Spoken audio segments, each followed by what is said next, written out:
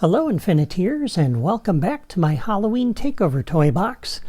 Today I'm going to finish up this toy box by showing you how to hook up the logic for all of the little extras that I added. But before I do that, I want to let you know that this will be my last series for the year.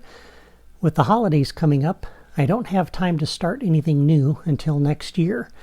However, I will try to do more episodes of toy box tutorials on Fridays as I'm able, and of course there will be more videos every day on the Disney Infinity Archive project. I've also been working on a brand new project related to Disney Infinity, which I hope to announce very soon, so stay tuned for that. But for now, let's get back to this toy box and wrap this up. And by the way, the logic today is pretty simple, so I'm not going to put any logic diagrams for it on my blog, because you don't really need them. So the first thing we will do is hit the button here to disable all of the trigger areas while we're working, because we don't want to accidentally set anything off. And let's start with the easiest thing here, which is the Jack-in-the-Box, which shows up over here. Okay. So when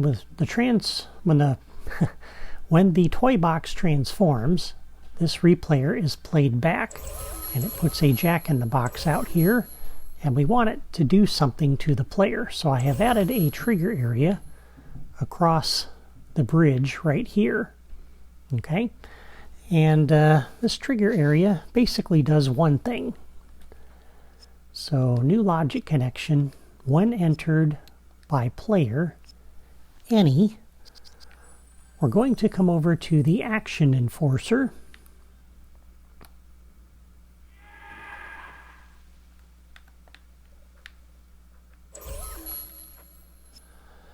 and we're going to go down to the float behavior. We're going to have that work on the triggering player. So when the player enters that toy box, or that trigger area, they'll float like you saw in the trailer and in the playback video. And once the toy box is restored, we want to disable that behavior. So we want to come over to our friendly wave generator over here and do a new logic connection. When the wave is defeated and Maleficent has been beaten, then we will come over to our trigger area over here and deactivate it. Okay. The rest of the time we'll leave this active, so whether they're entering Frontierland or they're exiting it, every time they pass through this trigger area, it'll do that float behavior. The other thing I forgot to do last time was clear that replayer. So we'll come back over to our friendly wave generator over here.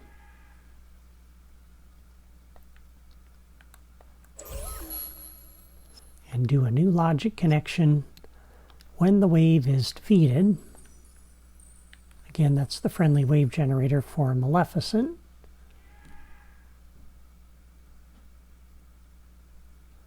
We'll come over to our replayer and clear it.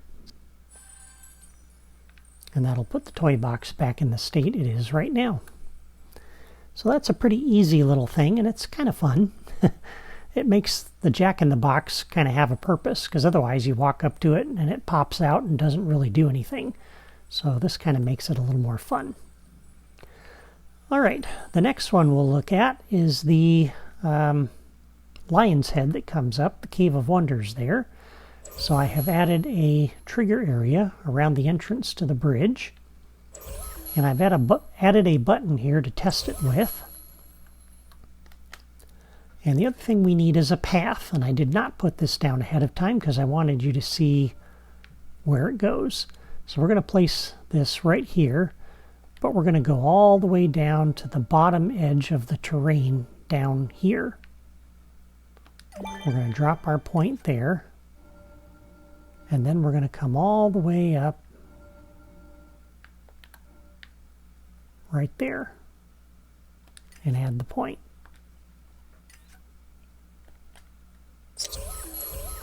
And then we're going to go all the way down to the path point, Open the logic menu, select properties, and under here we're going to leave that on.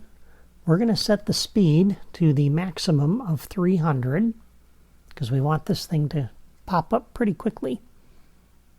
And we're going to turn all the rest of these off.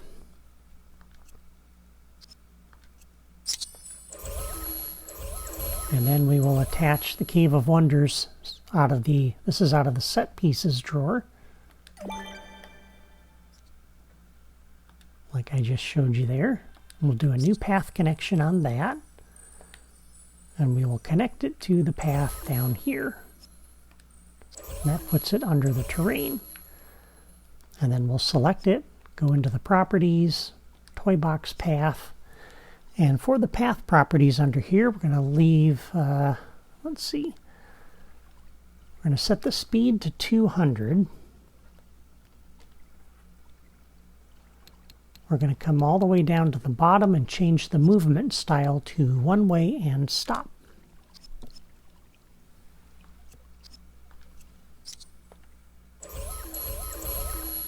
All right, so on the trigger area, we'll do a new logic connection when entered by player any. We're going to come down to our path. And we'll do a reset and play. And we only want to do this once. So on the path, a new logic connection. When this is reset and played, we'll come up to our trigger area and disable it. And in case we want to test this multiple times, I put a little button here. And we can set this up so that when it's pressed, we reactivate this trigger area.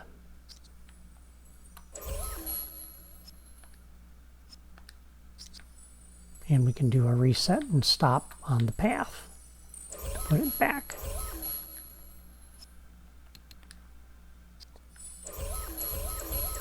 Now the other thing that would be nice is a sound effect. So on the trigger area, we'll do a new logic connection when entered by player any. We'll come over to the sound effects generator over here.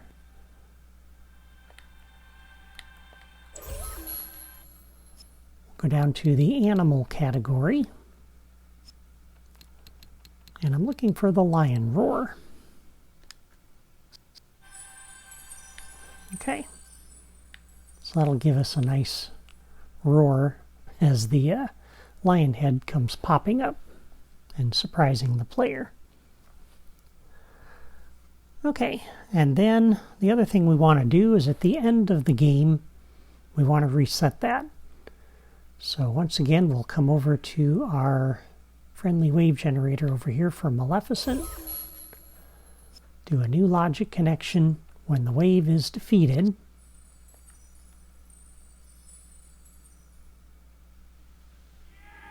We're going to do a reset and stop on the path, just to make sure this is cleared out of the way. And we'll also disable that trigger area, because there's no guarantee that the player will run through that trigger area during play. There's so many ways they can get to Fantasyland.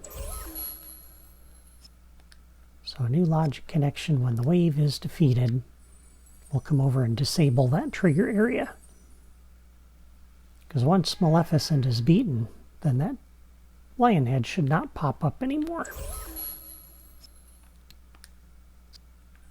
Okay, and then we can test that out.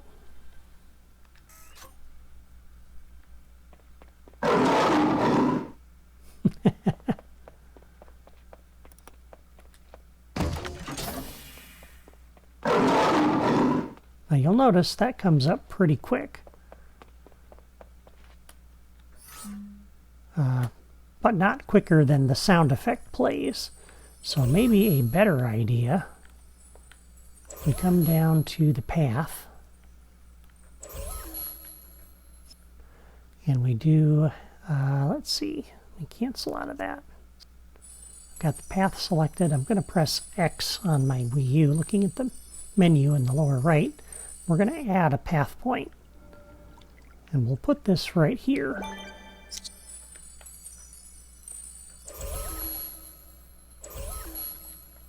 So on this path point, we'll do a new logic connection when the point is reached by the object on the path. Then we'll come over and do that sound. So under animal, we'll do the lion roar.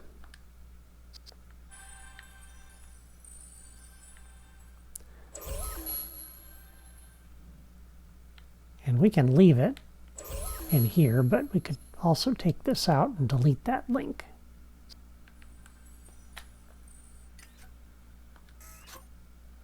All right, so now we'll press the button. Let's see how that works.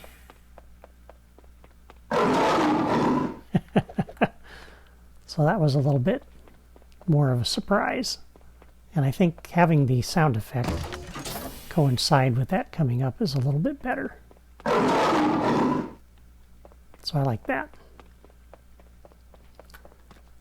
All right, so there is that feature.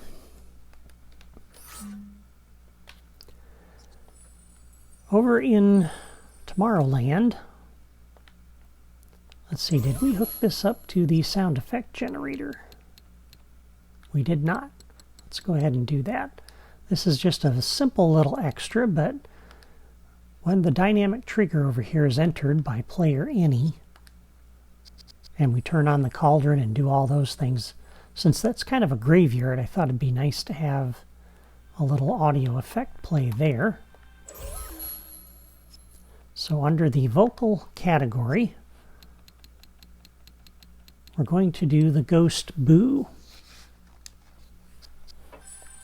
And it's kind of a banshee wail, which is kind of fun. All right, next up we'll do Monstro. And for this we're going to need another path. I've stretched a trigger area across this terrain seam here.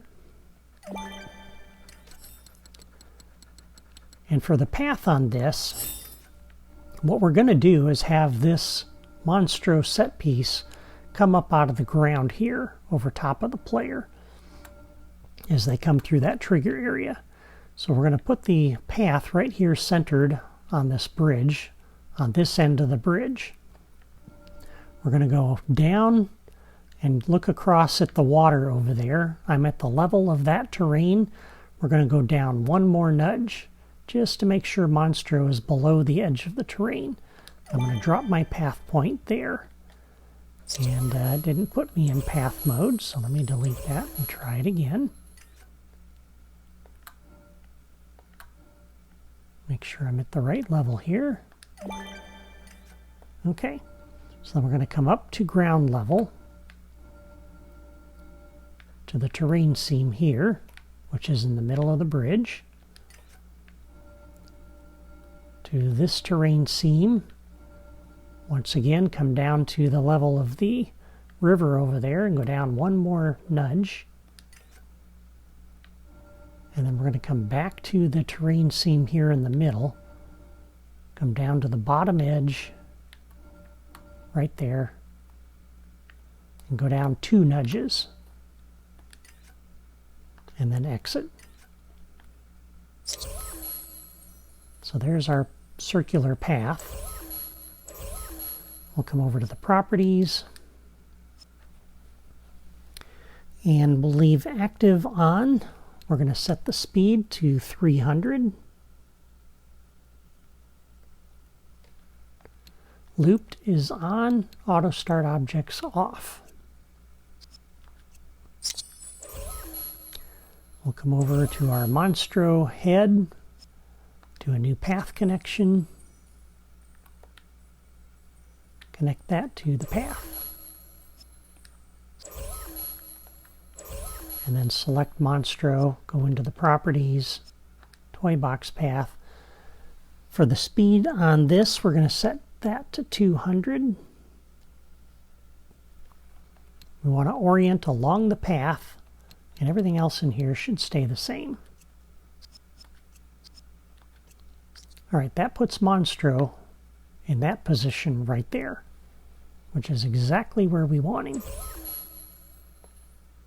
All right, so then we'll come up to our trigger area, And we're going to do a new logic connection when entered by player Annie. We'll come over to our path and do a reset and play. Okay.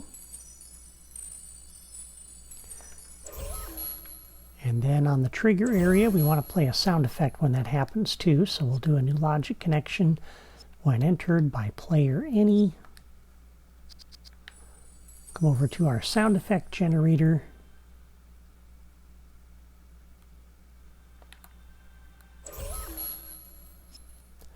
And under the animal category, we'll do the monster roar.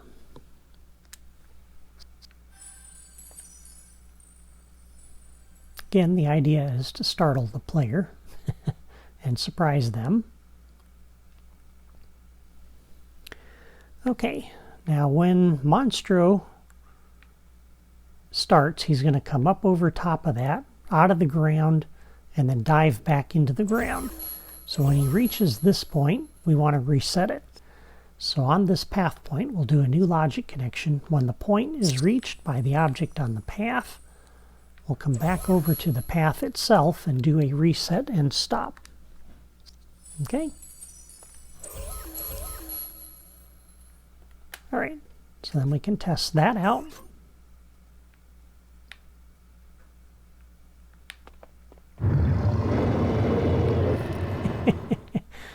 And it works either way. If we're coming from the Matterhorn going this way,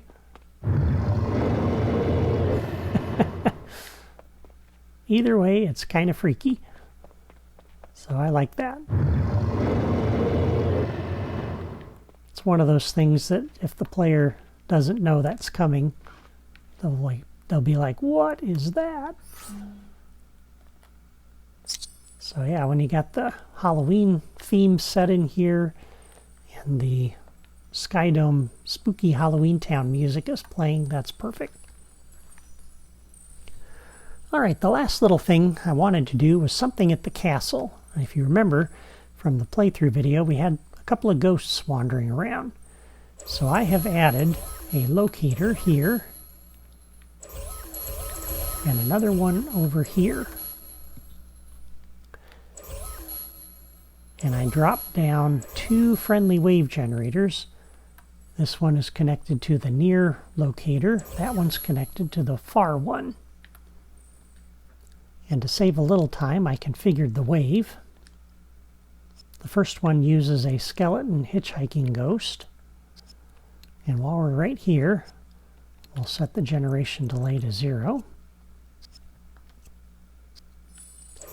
The other one uses the traveler hitchhiker ghost. And once again, let's set the generation delay to 0.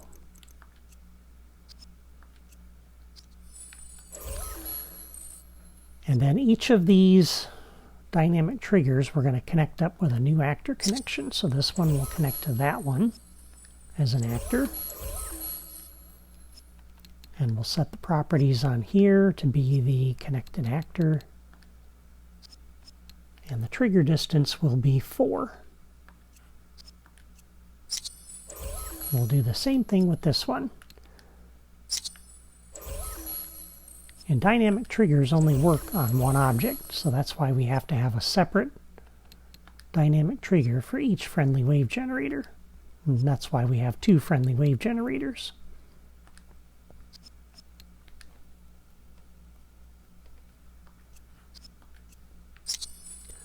Okay, then we need a trigger area, and this will be the thing that kicks off the ghosts. So I'm going to place this right here on the corner of the castle.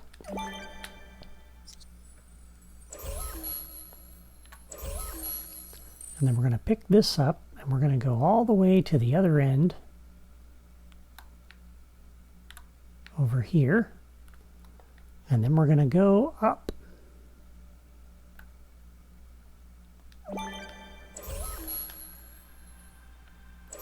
So the idea is when somebody enters the trigger area, we'll generate the ghosts. So we'll do a new logic connection when entered by player Annie. We'll generate the first wave, and we'll also generate the second wave.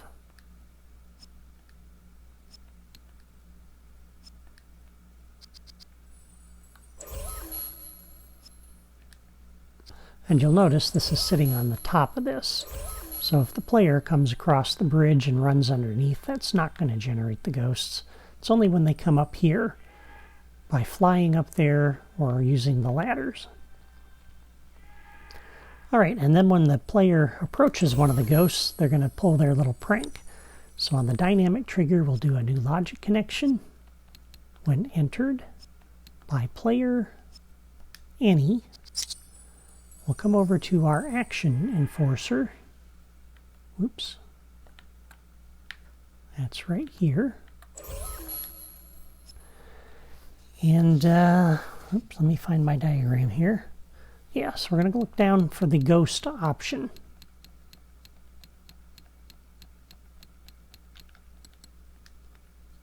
And we'll have it do the triggering player only. And I thought it'd be fun to do a little sound effect with that. So on the dynamic trigger, a new logic connection when entered by player any. Come over to our sound effect generator.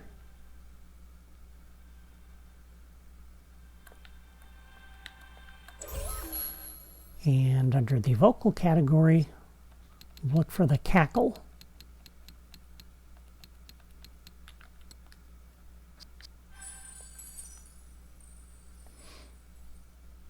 And again, that doesn't really do much, except it's just a little fun behavior.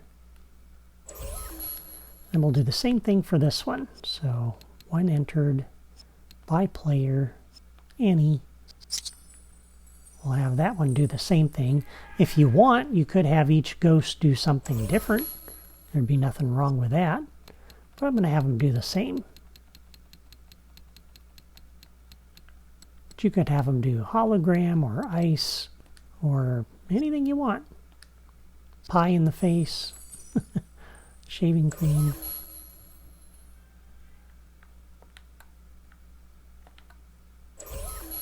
That might even be better to have each ghost do its own little prank. Didn't think of that till just now, but I just had mine both do the same thing.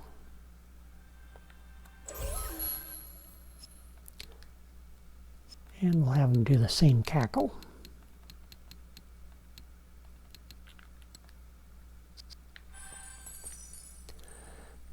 Now, to save a little bit of memory, when they leave the castle, we should probably take those ghosts out. And so, on this trigger area, we'll do a new logic connection when exited by player any.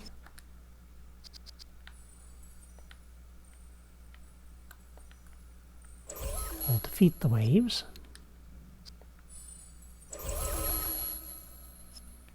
New logic connection when exited by player any.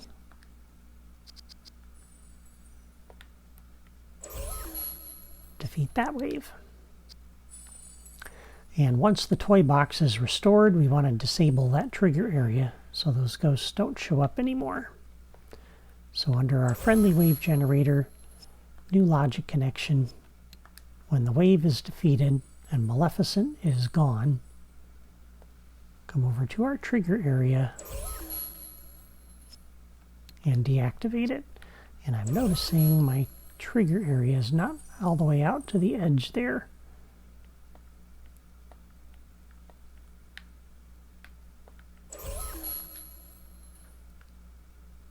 Want to make sure that's all the way out. So anytime they're on top of the castle here somewhere, those ghosts are there. And I stretched it up high because they can climb up to the top of the tower here. And if they fall off or jump down, the ghost might be waiting for them. So I don't want to reset the ghost. So I want to make sure they're in there. Okay, and let me just double check my notes. I think that's everything. In every case, we're disabling trigger areas. Did we disable this one? I don't think we did. We want to make sure that one's disabled as well. Once the toy box is restored, so when the wave is defeated, let's make sure we disable that trigger area.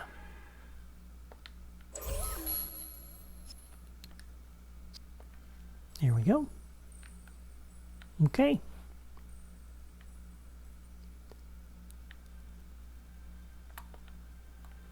And we can try this out.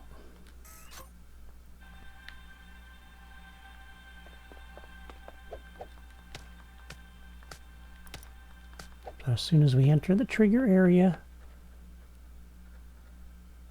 that generates the ghosts. And when we approach them,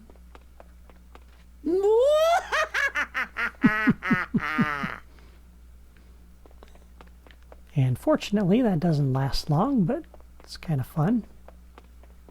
Test the other one out too.